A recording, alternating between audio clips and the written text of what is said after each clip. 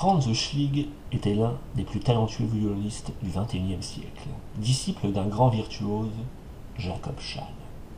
Bien qu'il eût débuté à l'âge où son mentor offrait déjà des récitals, son niveau dépassait toutes les attentes de son Pygmalion. Il suscitait l'admiration avec et sans son instrument, surtout auprès de la gente féminine qu'il réussissait à captiver d'un claquement de doigts. Autre technique apprise de son maître. Or, Franz avait une façon bien particulière d'en tirer profit. Le violoniste était par-dessus tout un homme complexe, qui s'adonnait à un jeu duquel il ressortait toujours vainqueur. Faire en sorte qu'une femme choisie au hasard s'abandonne à lui, s'amuser et pour finir, la rejeter. Simple, enfantin, mais efficace. Ce refus, vécu comme une humiliation par la victime du jour, lui apportait un divertissement inouï et délicieux. Un plaisir solitaire, car il ne s'en vantait pas, conscient de sa perversité. La première question que susciterait ce genre de prouesse serait « Pourquoi ?» Il n'avait pas de réponse, et cela ne l'intéressait pas plus que ça.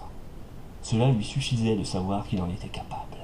Le secret résidait dans la gestuelle, le regard, les mots, toutes ces ruses qu'il avait apprises de ce grand maître dans l'art de la séduction, tout autant que du violon, Jacob Schall.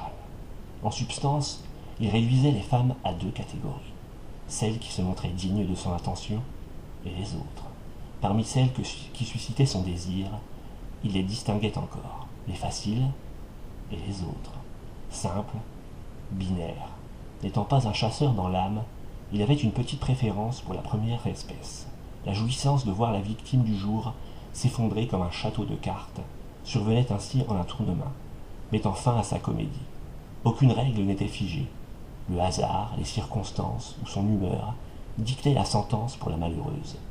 Pour celle assez chanceuse d'être épargnée, ce manque d'intérêt à vouloir les humilier signifiait tout simplement qu'il n'avait pas envie de jouer.